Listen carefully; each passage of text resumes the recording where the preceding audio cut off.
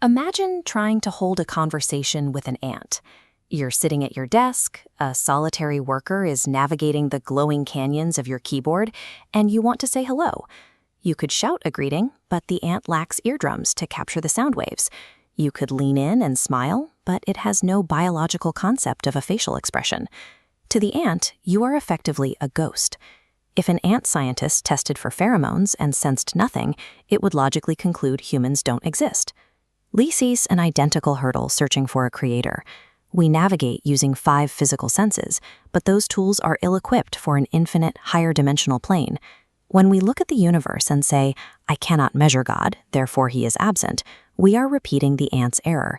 A lack of physical detection is a comment on the limits of our tools, not a proof of non-existence. C.S. Lewis famously observed that Hamlet could never discover William Shakespeare by searching the attic of his own castle. The character only knows the author if the author decides to write himself into the play. A finite being cannot hunt down an infinite one. We depend on the source intentionally stepping into our frame and translating himself into our language. This is precisely the act of revelation. Suppose you woke up in a meticulously furnished room belonging to a stranger.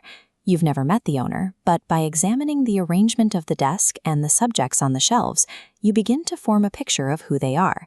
This is general revelation, the signature the designer has woven into the physical environment for everyone to see. The universe isn't a blank void, it's a grand study. The immense scale of the landscape, from the depths of the canyons to the height of the atmosphere, points to a mind capable of sustaining it all. The architect of this room possesses unimaginable power. That same mind works in the margins, balancing the exact tension of chemical bonds and the precise orbit of electrons. The designer is as meticulous as he is massive. The most striking thing in the room, however, isn't the furniture, it's the person standing in it. Humans are hardwired for relationship. We feel a biological and psychological ache for love and connection that we didn't invent ourselves. Because we are relational creatures, it is a short logical step to assume our source is relational as well.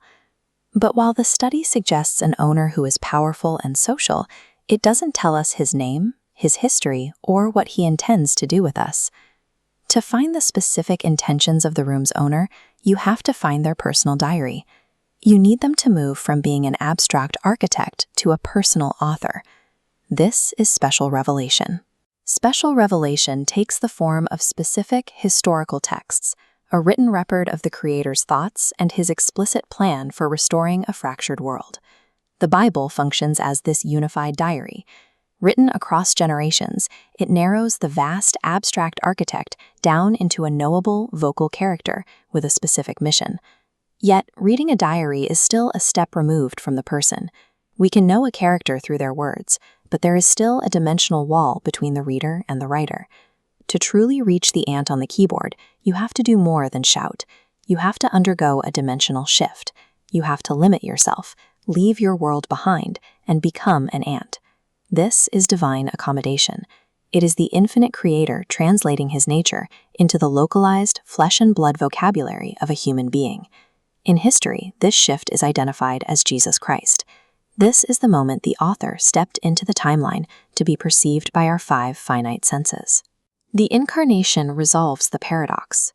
God limited his infinite nature so that we wouldn't have to guess who was behind the stars. We could simply look him in the face. But an event in the distant past still feels remote. If the Creator is truly relational, he cannot remain locked in ancient history. The revelation has to move from the page into the present. This ongoing connection is described as the Holy Spirit, a direct internal link to human consciousness that continues the conversation today. It functions like a simultaneous broadcast. The Creator is present to listen to the specific fears of every individual and speak back with an internal wisdom and conviction that we recognize as true. While a sunset or a scroll remains an object outside of you, this happens within. It translates historical data into a pulse you can feel, turning objective records into a living relationship. Faith is not a blind guess in a dark room. It is a response to a Creator who has woven his nature into the world, documented his plan in history, walked among us physically, and now speaks within us.